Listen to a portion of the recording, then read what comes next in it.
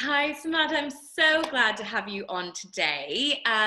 So we're doing a Rev podcast episode that's a little bit different because Samata and I are going to be having a little bit more of a conversation than normal. I'm definitely going to be interviewing her, but probably injecting a little bit more of my thoughts and answering some questions as well. So very exciting. And for people who don't know me on your side, my name's Cora. I am the co-founder and CEO of Rev, which is a platform for sustainable living, sustainable fashion, clean beauty, etc., etc.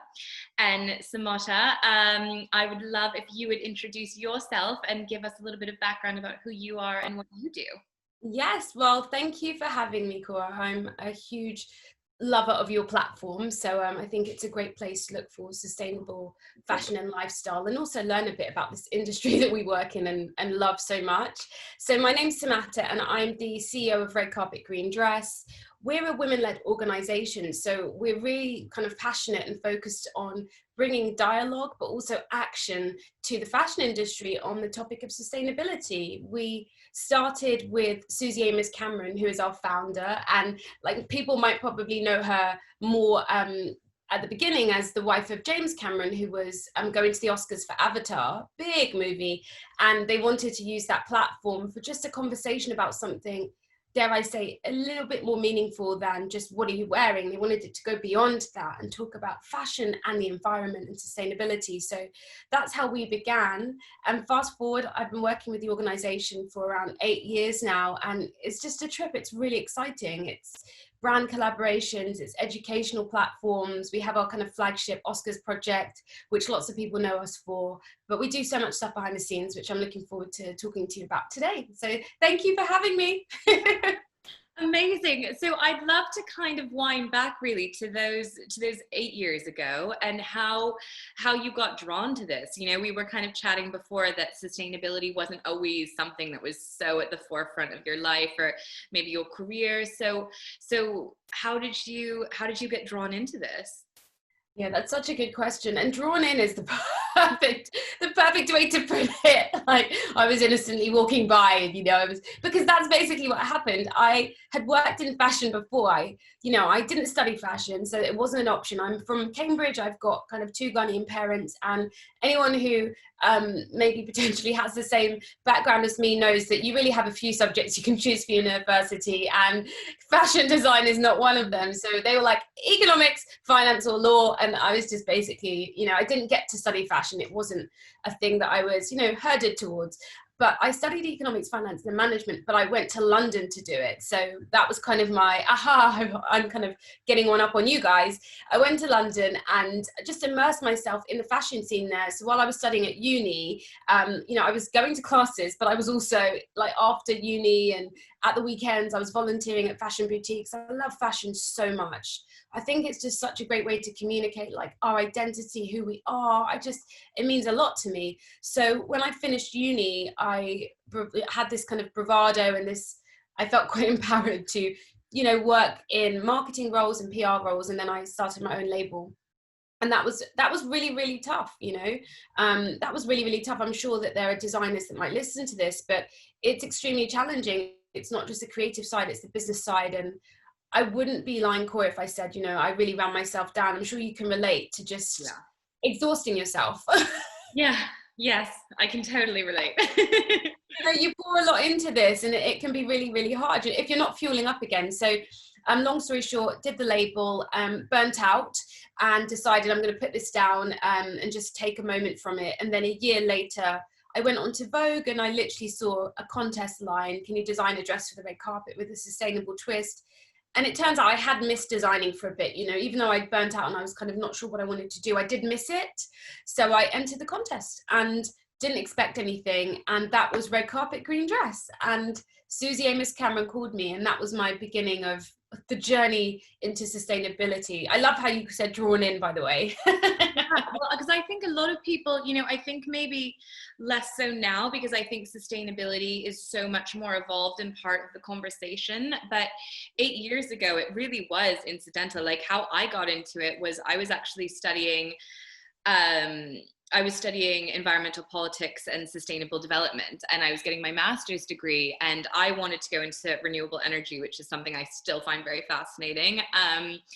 But my professor just happened to mention at the time that behind sort of the energy sector, fashion was one of the most polluting industries on earth. And for someone who, I mean, like, my undergrad had been environmental policy, my master's degree was environmental policy, and I had never considered fashion as something that was anything except creative and beautiful and sort of aspirational. And to think that behind the scenes of this facade was something so not just environmentally damaging, but when you looked at the humanitarian impacts of everything, it was really shocking. And so the idea for curating a platform where, you know, style wouldn't be sacrificed for ethics, but it would make sustainable shopping very easy for people, so they didn't have to go out of their way to buy sustainably.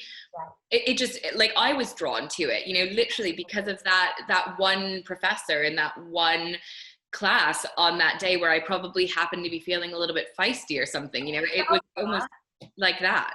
I love that though, because it is those kind of, like, I really believe in paying it. Like, I love that how life can just ping you off in a new direction. And that's why I always kind of feel like every interaction, you know, sometimes people feel like, oh, there's like a wasted experience. I wish I hadn't spent that long doing that. I wish I hadn't spent that time doing that. And I just feel like, no, this is all kind of relevant. Like, it all plays a role in like where we end up later and how we find ourselves and our passion or whatever. Like with the degree, it's like, I didn't want to be sitting that degree, Cora. I was just, you know, I was looking out the window like, what does this have to do with the price of fish? I want to be a designer, I want to be in fashion.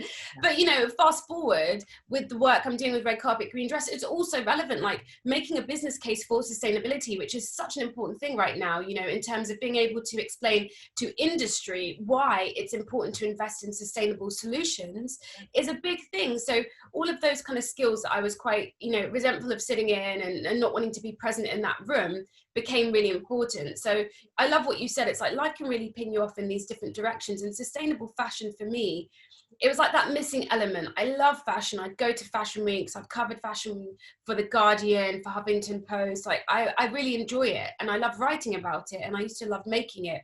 But I think there was always something missing that was kind of, I would call it a level of depth that was connecting me to what was around me. And I think that's what sustainability is to me. You're looking at what you're using from like Earth's natural resources, how you're impacting not just the environment, but people. And so it just becomes this more meaningful thing. And that's why I just love it so much. It's kind of, it definitely filled a void, if that makes sense. Absolutely. And I think, you know, like for me personally, it's also been really great coming into fashion a little bit more objectively. Like, I actually think, you know, I'm like coming in, for better or for worse, I was totally, you know, I was not a fashionista. I didn't understand the industry. You know, people would be naming major players. I'd be like, who is that? You know, literally, you know, I did, if you'd asked me who the editor-in-chief of Vogue was, I wouldn't have known, which is like crazy. But I think also that objectivity, and also what I didn't realize was going to be so important. I think anybody listening to this, you know, we talk about Rev all the time, like education, and particularly female education. It is so important, and women really need to embrace different skill sets. And we can't all be a fashion stylist, we can't all be a fashion designer, but there are places for people that have, like, you know, sustainability backgrounds, finance backgrounds, you know, all of this adds up. And I think that fashion should never be, you know, exclusive of anyone who's got, you know, a brain and serious passion. Like, that's what's going to solve all of this for us. Absolutely. What you said is just, I really feel that, because there's one of my favorite quotes. It's by Penny Martin, of Gentle Woman, and she says, you know, the thing for me about fashion is that everyone thinks we're a bunch of idiots, but some of the most intelligent people I've ever met work within the fashion industry. And I really love that, because like any industry, like, it's nuanced. There are so many different roles. To me, like, the creative designers are just like absolutely insanely, you know, brilliant minds. You know, some of the work that when we collaborated with like Louis Vuitton, just that mind to create that design is just going to always inspire me, but we have alchemists, we have scientists, we've got people who are analyzing the psychology of fashion, we have material innovation, we have all of these really fascinating areas within the fashion industry. And like you said, like there's so much more, there are so many more spaces we can occupy that challenge different parts of our brains. And also ultimately fashion's still a business, right? You know, it's still a business worth tens of millions. You know, I can't remember the exact estimate of the value of fashion. I'm sure it will come back to me later, but it's a high value industry which employs people around the globe. You know, it has a lot to offer. So I completely agree with you on that. And I also think it's interesting how I know that you and Susie speak a lot when I'm like, have been reading about you or your posts or whatever, the fact that it is a female run sort of female-led initiative. And I think what's really interesting is when we talk about the value and the insane economic turnover of the fashion industry, whilst many of the people down the chain are women, still at the top, it's mostly men.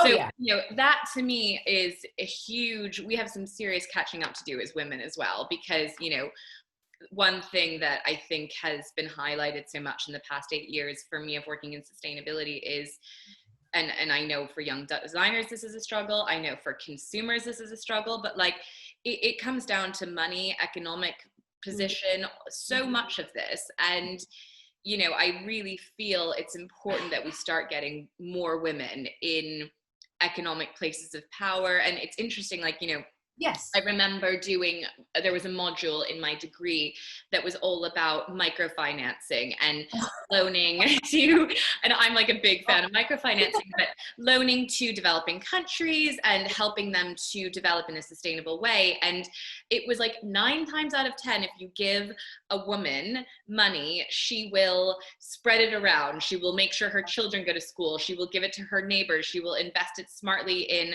the right crops. She will educate herself. 9 times out of 10, if you give it to a man, he'll spend it on himself, and normally like lose most of the money, but somehow like he's still okay, you know, but like nobody in the village has come out any better for it. And I think that's just, you know, that's applicable on a much bigger scale as well. Oh, absolutely. Like you touched on so many things that speak to me. Like when you spoke about kind of women in positions of, you know, of steering and shaping brands and shaping departments, you know, as when I became CEO for Red Carpet Green Dress, it was kind of this progression of having been with the company for 7 or 8 years. I started as a director, global campaign director, you know, worked up, et cetera, et cetera. But the fact is that I was fortunate enough to work with an organization that rewards, you know, work and rewards the growth and rewards results as well. And it's just so frustrating to me that for so many women within this fashion industry, that's not the case. I think, you know, I was reading around this a while ago, but even when you do have I think it said that, you know, when you look at the Fortune 500 companies, just 4% of women hold CEO positions in Fortune 500 companies. But when you look at that number within the retail industry, it drops to 1.7, which is just minuscule. And it's such a shame because, like you said, women occupy such a huge percentage of the fashion industry, and they are just not getting those positions. And sometimes when they are given those positions, it's really a figurehead.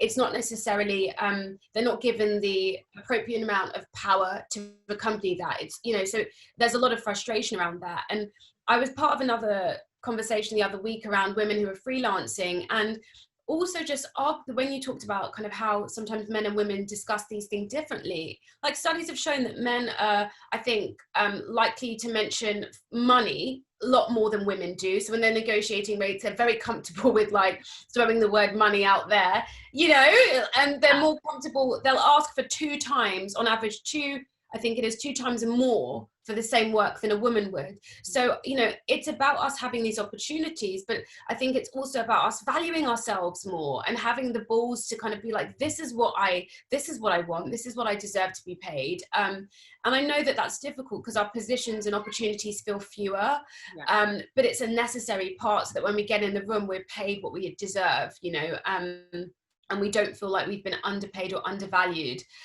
So yeah, I definitely understand you on those ones.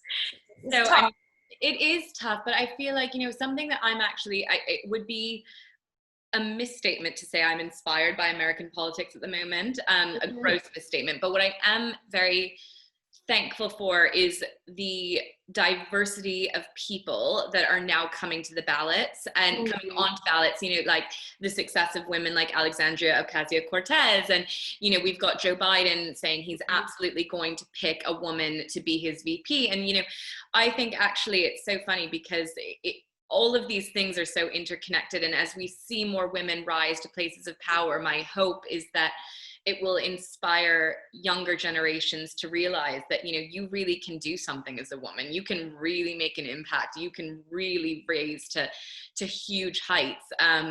So I'm hopeful in that sense, I would say. Definitely. I feel the same as you. I feel like it's such an incredibly, we're living in such an incredibly powerful time. Like some of the advocates I'm following on Instagram, I wake up and it's like they're just speaking complete fire into me. It's just, you know, and these are women, you know, and I'm just in awe of them. So, you know, that whole idea of role models, it's like if I was growing up in this time right now, I would be obviously I'd be slightly terrified and I'd have a lot of anxiety, but I would also just be proud because we're around some really phenomenal characters and they're so young and they've got their heads screwed on, you know. I mean, for anybody watching, have you watched Knock Down the House yet on Netflix? No, I haven't. Watch it tonight. Honestly, it's about the 4 women in the wake of Donald Trump that got inspired to run for different parts of Congress, and it's like they're 4 very different stories. It's so incredible, and it is really interesting also for any Americans watching who are getting ready to vote. I just had to go through such a rigmarole to vote in the primaries. I mean, like I'm trying to do my absentee ballot. It wasn't working. It wouldn't like lock on my PDF. It was a very bizarre experience, I've got to say, but like I made it my mission. I was like, I will scan this to you. I will mail it to you, like whatever it takes. So like anybody listening, like, yes, it's going to be a difficult election year, but like, please, please, please just persevere and get your vote out there. You know, it's like, get your vote. And I think absolutely, and particularly because of, you know, what we're interested in specifically when you're talking about sustainability, and, you know, we need this legislation. We need a government that understands that climate change is real, you know, that biodiversity loss. That the World Economic Forum Davos at the World Economic Forum in Davos 2020, they listed all of their top 5 global risks to global economies are all environmental. You know, and it's like number 3 is biodiversity loss, like climate change is in there. Like this is where businesses come together and they're saying, look, we have a problem, Houston, we have a problem. And I think it's a shame, but I always feel like it will only take us being in a complete crisis for real change to happen. And why does it have to be that way? You know, why do we have to, you know what I mean? Like, why do we have to have a global pandemic for people to realize that the NHS are our heroes? You know, why do we have to have these disasters? Like we've got, like, I think they've said we've literally got, we've killed off, or we've eliminated 80% of our wetlands. You know, there's species dying off at this incredible rate. Why do we have to wait for, I don't know, like the elephant to become extinct to realize that this is a challenge? And I think when you link that back to fashion, because that's the big thing, right?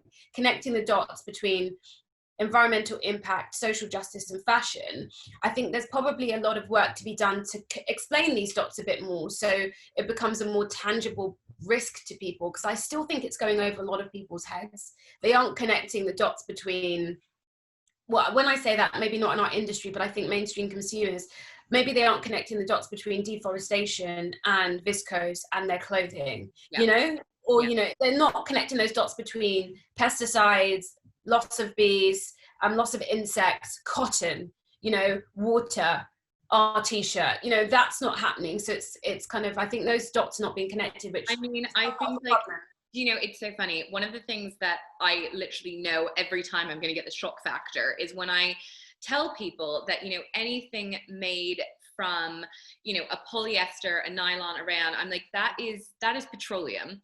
You are actually buying like oil and putting it on your skin and supporting the oil industry, which I mean has so much to answer for that you know, that's a whole other conversation. But, you know, people don't like, I'm like, you know, all those, like, I'm not going to name names, but all those expensive workout clothes that you're like, you know, dropping hundreds of pounds on, or not hundreds of pounds on. It's all made for, you're literally dousing yourself in petroleum. Like that is what you're wearing. It's a weird association to make, isn't it, though? Like, it's hard.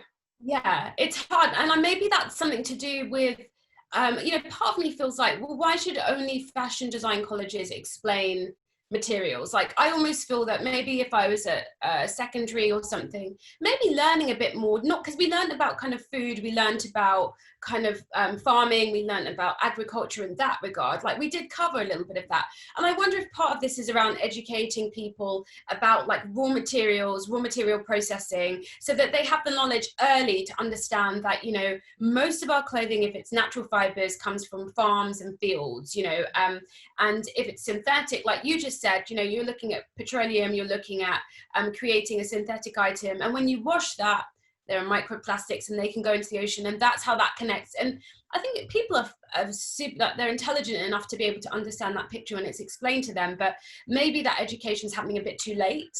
And it's coming kind of happening in fashion colleges, whereas I wouldn't be adverse to that being something that's put on, school curriculums in terms of just understanding the impact. Yeah. Because we all wear clothes every single day, so it is relevant, And that comes back to, I would, venture to say, again, politics, legislation, the people that we've got, who are putting together these curricula, you know what I mean? So it all trickles down. I agree completely, because by the time somebody goes to college, they're 18 years old and they, they've already become Primark customers or top, you know what I mean? And it's hard to break, it's much harder to break a habit than just have like kind of been doing it the whole time. It's like, it's very difficult to give up meat.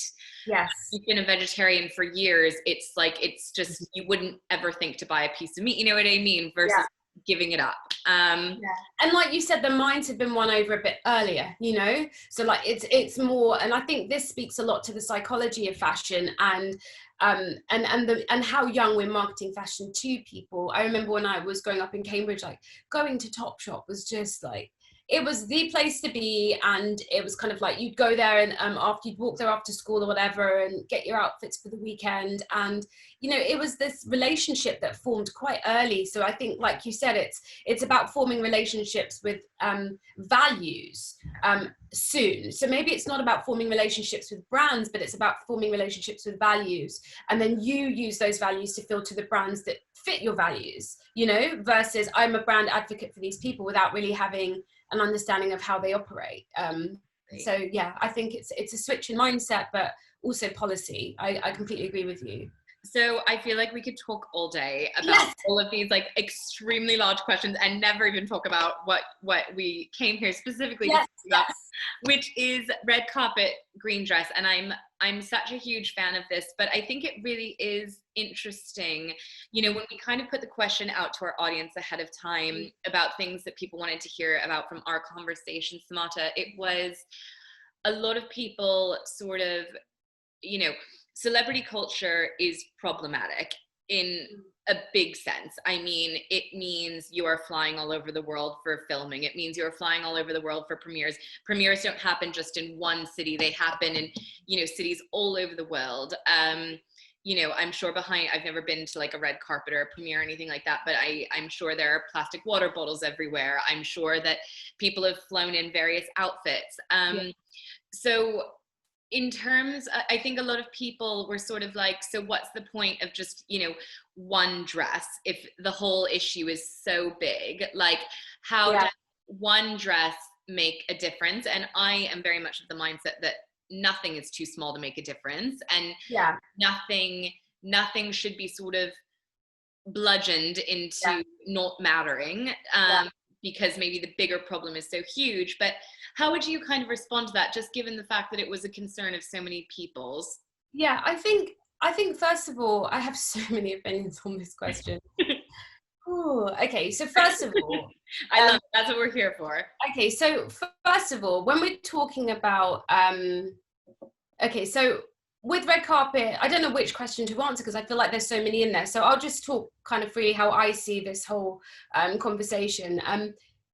when we started Red Carpet Green Dress in 2009, there were literally no sustainable dresses on that red carpet. Like, it wasn't even a big talking point when it comes to what are you wearing? Let's have a conversation about fashion. And I think when you're looking at platforms, I think it's important to understand the role that certain elements of work have. Some work is really about awareness building, and it's about making spaces in rooms so that there can be more conversations about these topics and also more action about these topics. If people aren't made aware on a global mainstream scale about the impact of fashion, and if we don't take opportunities to grab people's attention and say, oh, did you know that this is a whole other part of what are you wearing, then we're missing an opportunity to educate a global audience. So when you look at the Red Carpet Green Dress, for example, and the Oscars, the viewership figures for the Oscars are in their millions, and it's a globally watched event. It isn't just broadcast to a certain part of the world. You have people watching it in Ghana, you have people watching it in China,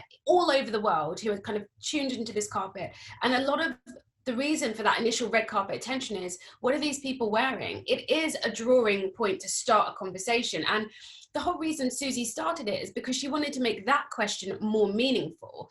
I think when you think about red carpets, when you think about film premieres, when you think about fashion weeks, you could make the same arguments that, well, look at the environmental impact that a fashion week has. People flying all over the world, they're coming into a new place. Can't they just remotely view these collections? Look at the impact of that event to just talk about these brands and these collections. But for me, I personally feel like instead of kind of attacking the idea of just one dress or just a platform to show fashion and it could be done more sustainably, we should be talking about how we green and make the events more sustainable, so that we're actually looking at it holistically. Because I think, and the other thing I feel quite strongly about is, I think there's something quite kind of snide about it. And I have to be honest here, because every industry has some sort of accolade giving moment, right? So if you're in the beauty industry, it could be there are the beauty awards. If you're in the literary industry, there are particular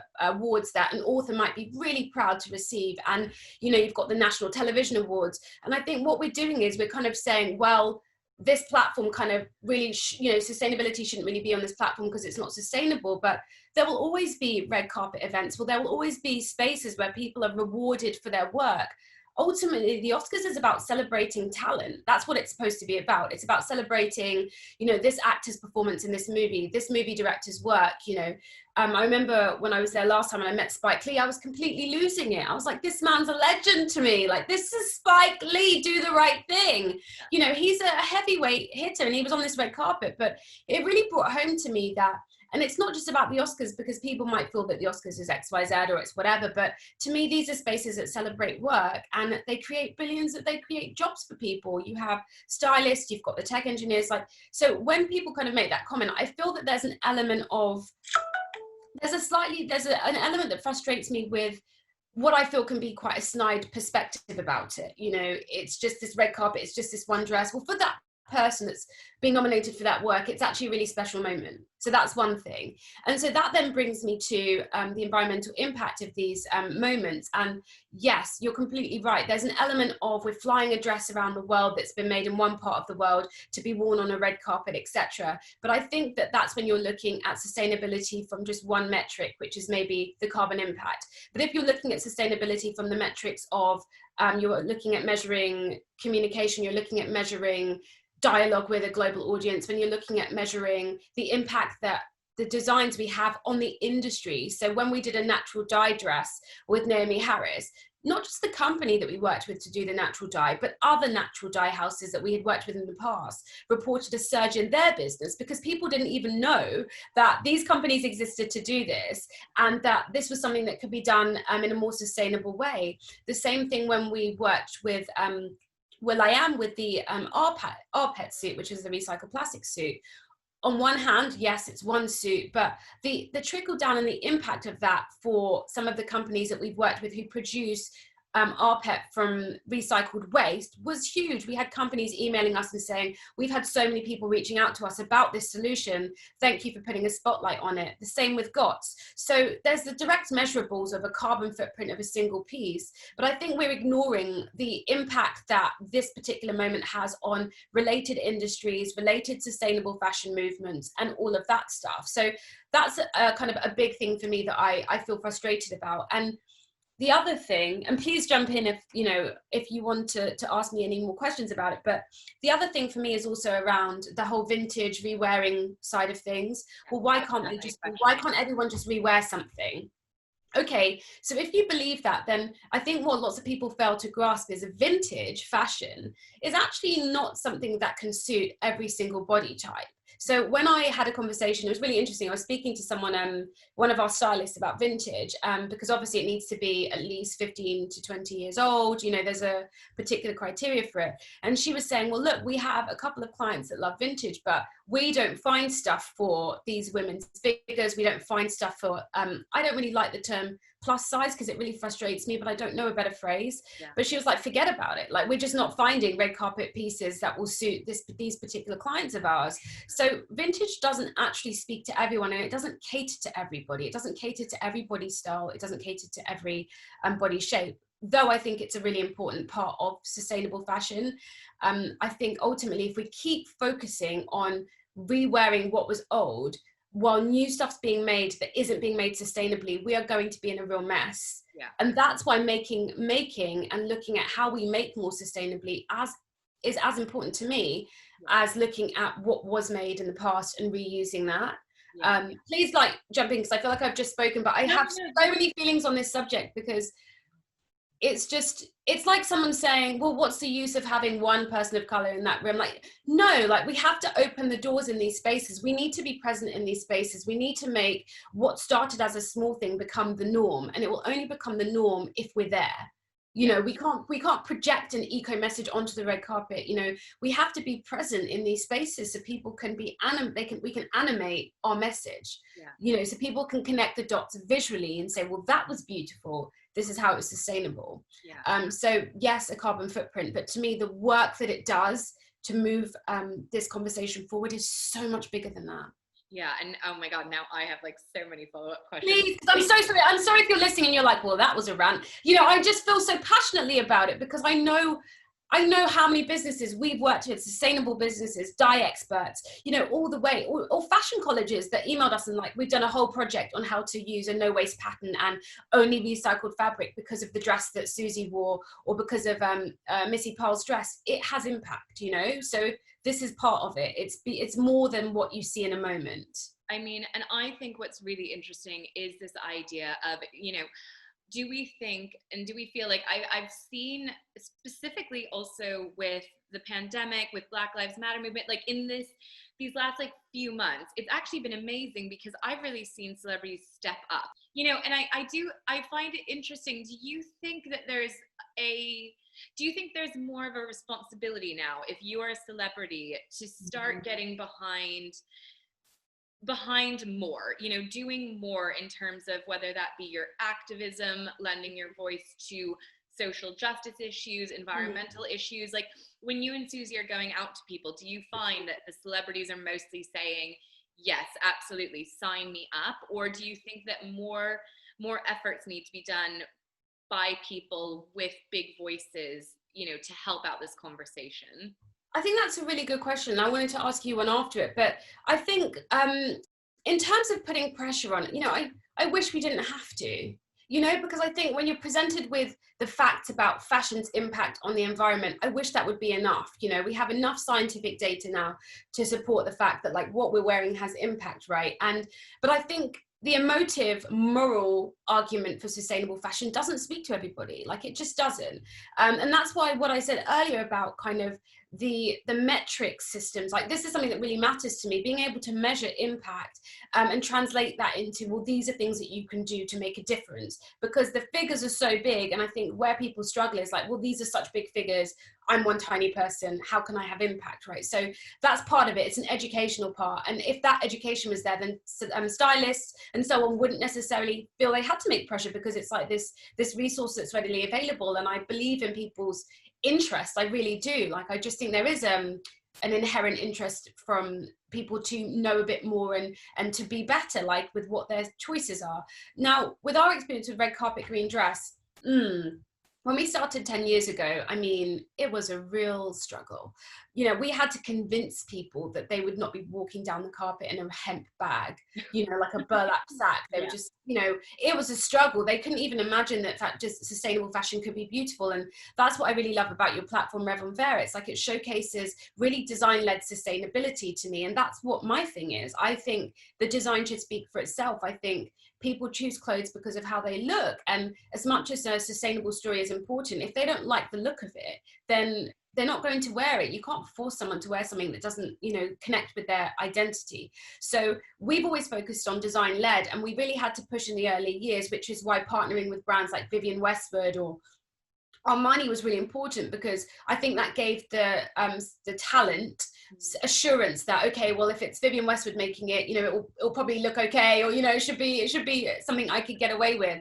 And then when we started to make best dress lists, then it became a lot easier, because people could see that, well, actually, they're not trying to have me out here looking kind of whatever. And I think sustainable fashion has an image. You know, there was an image in the beginning, and I actually wanted to ask you about this with your platform, in terms of how it was perceived when you started and how it's kind of evolved now, and if it's become a lot easier to for people to see it as something wearable. Like, what do you think? Because that's been our experience. It's a lot easier to have people come on board.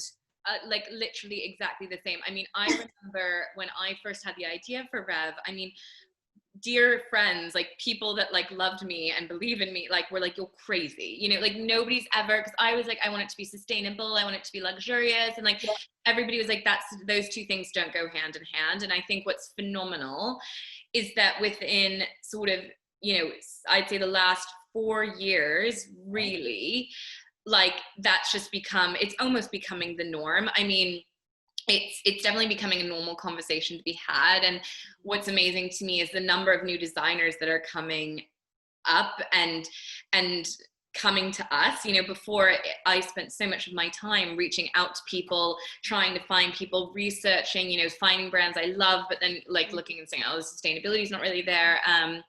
And now my job is so much easier, you know, because people come to us and I'm like, oh my God, you've done the most amazing things. Like you're making Rev on Fair really like blossom and bloom into this amazing entity. And I also love that the sustainability stories are so varied now, you know, it's like there's not a one size fits all when it comes to sustainability. Totally. And I love that, you know, it's like, and it's really interesting, like you mentioned hemp. One of the brands that is doing the best for us right now is 2 brands, and one is hemp and one is jute, and one is a jute based sandal that's totally vegan, handmade in Ibiza, you know, literally like natural rubber soles, the jute sourced locally from Ibiza. And like, this is a shoe with such a low carbon footprint anyway, all plant-based. And, you know, at the end of its life, it just biodegrades, and like no animal was killed. It will last a long, long time. And then, you know, this other brand, Natasha Tonic out of LA, she's doing hemp swimwear, and like, she made it look sexy and very cool. And I have one of her suits, and like her whole thing was, as you mentioned before, the microplastics. And even when you use recycled plastics, they're actually great in a lot of bigger capacities for clothing, but for swimwear, because you're always in the ocean, it's shedding, you know, even though all of the, like Economies is great in a way, but it's still shedding microplastics. Exactly. And so Natasha's come up with like hemp swimwear that literally lasts forever, looks beautiful, works with your body. And like, this is the kind of stuff that I find really fascinating and really interesting. It's like those people whose minds don't think like in the normal sense, you know what I mean? It's like, what could we do, you know, to come up with the idea of hemp swimwear? Like, that's a far out idea, and it's really interesting. Well, do you know what the thing that got me just then about the hemp swimwear, and I love what you said about Rev on Fair, because what I adore about the sustainable fashion movement right now is what you said, is there is it's so many things. It's biodegradable, it's plant-based, it's pineapple materials, it's hemp, it's circular economy, it's organic, it's vegetable dyes. Like, it's just all of these different things, and it just shows you like the depth and nuance to our industry and how exciting it is to be in this space. But what you said about the hemp lingerie, that's a big deal, because obviously hemp is extremely a regenerative crop and so on, and it grows so quickly, and that's why it's such a super crop, and it has its own image, right? Like, hemp is seen as what it is, but it does so much in terms of fashion. But lingerie, what you said about lingerie is important, because people aren't really connecting the dots between the fact that obviously lingerie, it sits on the most intimate parts of our body, and there's all of this work right now and scientific studies around the impact of our clothing, dyes and textiles on our endocrine system, on our body. You know, the skin's our biggest organ. So the idea that lingerie, it's not just about this incredible textile, but it's actually about now looking at fashion which does good for us. And that to me is insane and an exciting space. So brands that use like the hemp lingerie, this isn't just about kind of fashion that just exists, it's about fashion that nurtures the skin, fashion that cares for the skin, you know. And with the vegetable dyes, it's the same thing. Some of them have like antimicrobial properties, and there's all of this great stuff happening there, which is a thing I love about your platform, because it speaks to all of these different elements. And if someone's interested and they read more about it, then it can really blow your mind. Like, when I started reading about healthy and safe fashion, because we worked with Greenpeace one year and they did the detox fashion campaign, and that's when I really started paying attention to fashion and the clothing that sits on your skin, and that's why they went after Victoria's Secrets, because they're using these really toxic dyes and textiles, and then we're wearing bras and pants and stuff, and that's just too close for comfort. But I wanted to I did have a thought when you were talking earlier about this whole idea of kind of role models, because I feel like we are working in a space that's exploding right now, but in the beginning it was quite lonely. So when you started, were there like particular people that you looked up to when you were starting Revon Vert as like role models, and are they still the same people you look up to today, or are there kind of a new crop of people who inspire you? I mean, I think there's a new crop of people that inspire me that you know, I'm kind of coming across every day. But I think at the beginning, I really looked to, you know, I actually spent a lot of time reading about women like Jane Goodall, or founders like Yvonne Chouinard of Patagonia, or people that were working for me. It was really interesting. And I always say that this is the order of things: organic food, organic beauty, and then now we're getting into organic fashion. So actually I found my role models sort of mirroring my own, and that was definitely my own journey too. Like, I was lucky enough to grow up on the coast of Maine. My mother has always shopped at farmers markets. We obviously, growing up in America, she used to say, because healthcare isn't a right in the States and it's so expensive, she always used to say, yes, I spend more money on our food and we buy organic and we buy local, but that is me paying for our healthcare.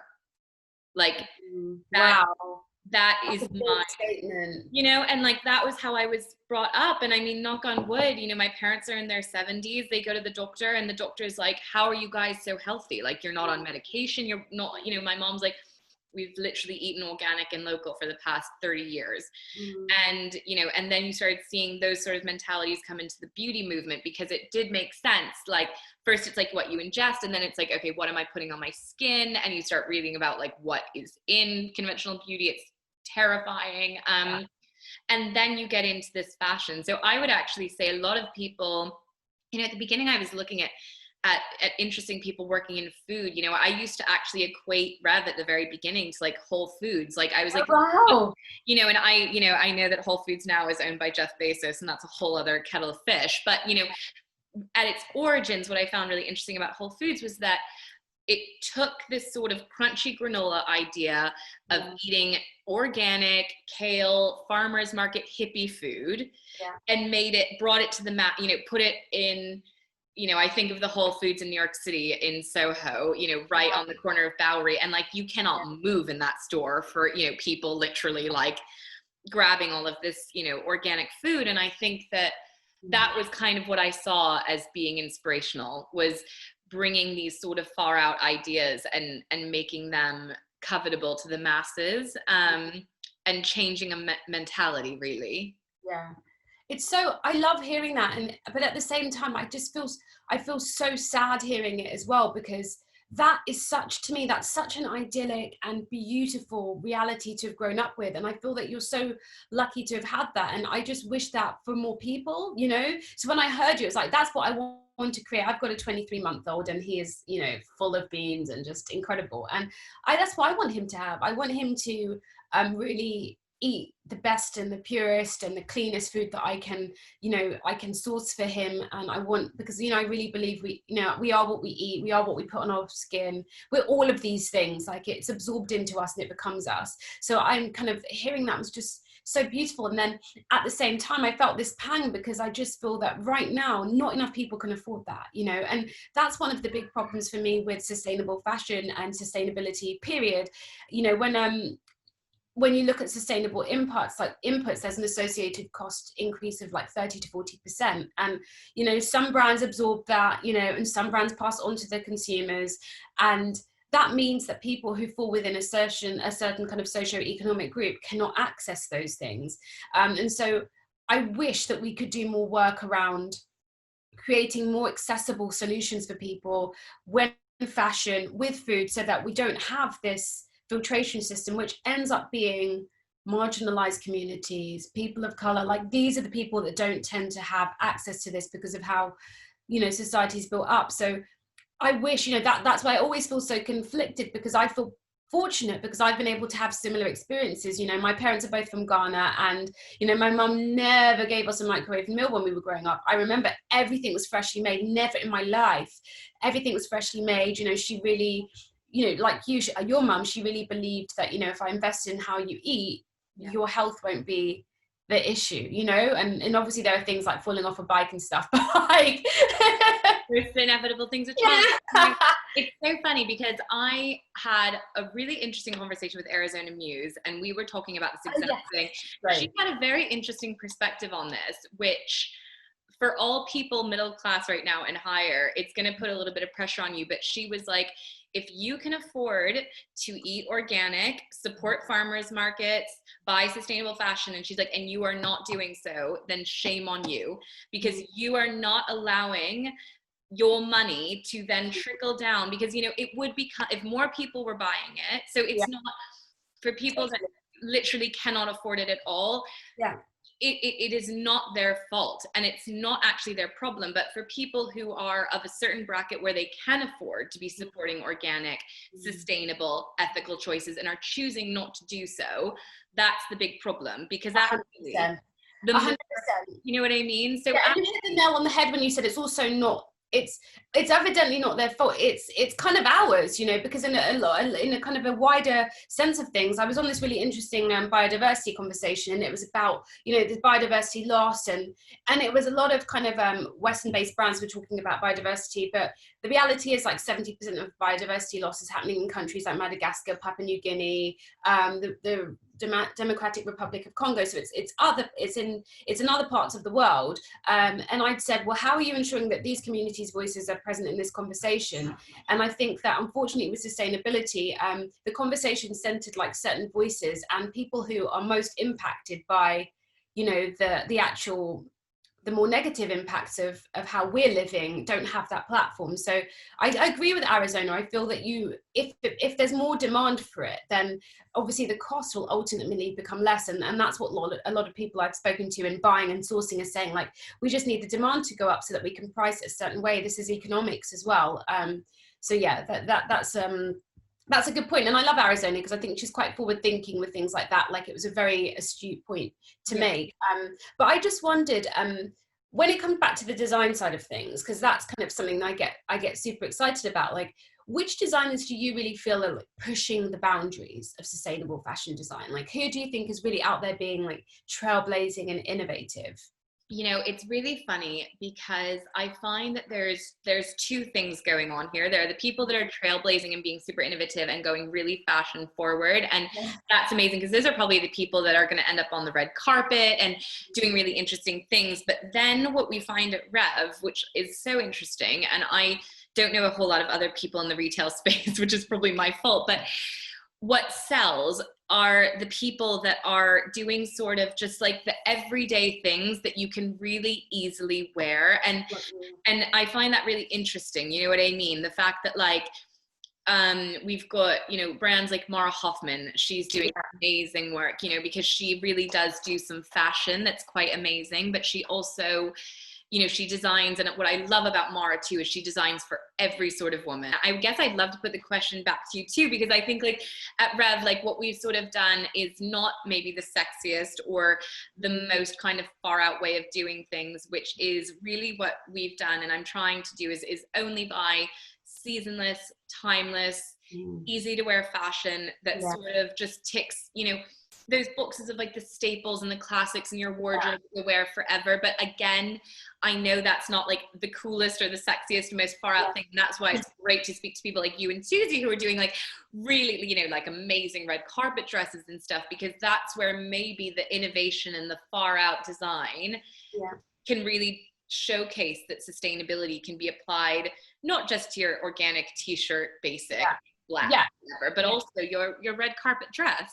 Yeah, and I think, well, it's an interesting question, because what we've tried to, I mean, red carpet design is, you know, I think it's moving, to me, it's the art side of it, you know, it's the couture, it's every industry I think has that kind of, that, especially creative industries, it's kind of that jewel, it's not the jewel in the crown, but it's the bit that glitters and draws the attention. And I think red carpet design can be so exciting in that way, because you can push the boundaries more, and it's an exciting thing to look at, and people do want to be visually excited and stimulated, and when they look at fashion, I think. And so with our different designs, but they're really meant to be educational tools, like they're supposed to also be living examples of sustainable design, natural dye, and how you can achieve colors without relying on synthetic dyes, which have the mordants and that whole kind of toxic impact on waterways.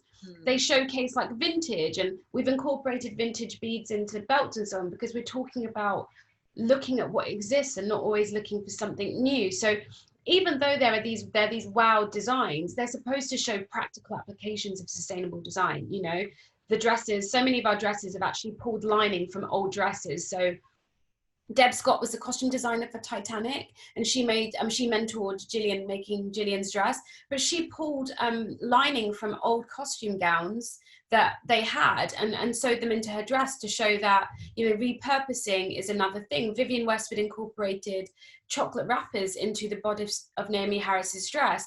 It's about kind of allowing people to push their imagination a bit and say, look, like with waste is only waste if you waste it. You know, it's this whole philosophy. So, you know, and for me, as somebody who, I love like quite glamorous fashion, like, I don't know, that's always been a thing for me. I just, you know, I remember like my kind of style icons used to be anyone from like Angela Bassett and Halle Berry. I used to love Sophia Loren because that's a full-figured female kind of celebration of shape. You know, there are so many people that I would just look up to because I love that kind of glamorous side of fashion. It's just always been me.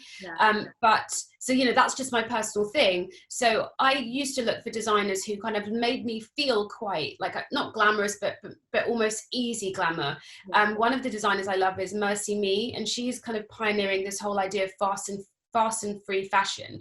So she doesn't use like zips and buttons. The stuff is easy to put on, tie, and you're good to go, but it still looks statement and it's still effortless. And she's like UK based, locally sourced materials, very, very much like artisan skills. You know, she's a highly trained seamstress and designer.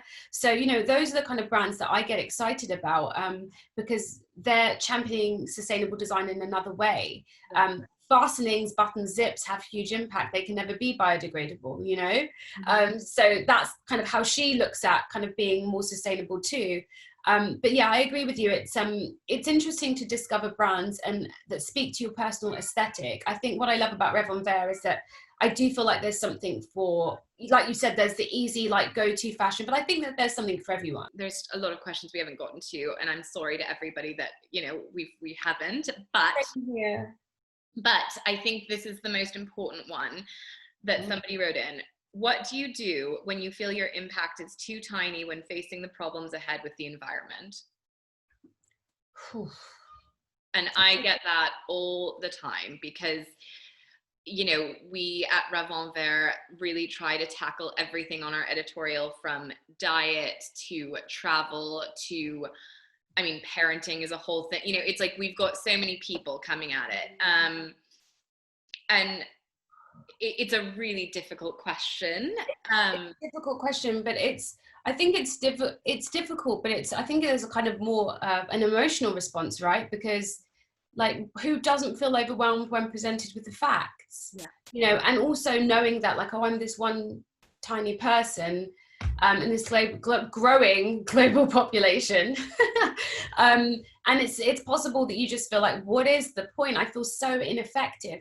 But I just don't believe that anyone is ineffective. Like, what I do when I have those moments where I just think, this is just not going to make a difference, like, we are looking at the edge of the cliff, people, is, you know, I celebrate what are considered, because I think the small wins are actually the big wins. So like, I look back, I actively go, these are things I do, I actively go into my inbox and I look for emails from students who are like, I want to work in sustainable fashion design, this is why. I look for those like glimmers of hope from other people, you know, sometimes that have reached out to me or have reached out to a friend of mine and said like, I've just discovered this thing and I'm so excited about it. And I kind of try and harness onto theirs, because sometimes I don't have it within me. Like, I do wake up sometimes, I just think, I've got a kid in this world and it is going somewhere I don't want to be, you know.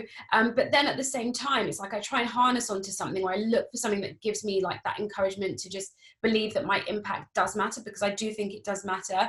And then I look at this visual, and I remember hearing this quote that says, we either build a fence at the edge of the cliff or a hospital at the bottom. And so I'm just like, okay, we need to be backing off the edge of this cliff. And then I try and do something. It could be that I even go onto the Red Carpet Green Dress website and I write a blog entry, right? And I'm just sharing like, this is how I feel and this is what I need to do. Or I pour it into like the content I write for my social media. I talk to people.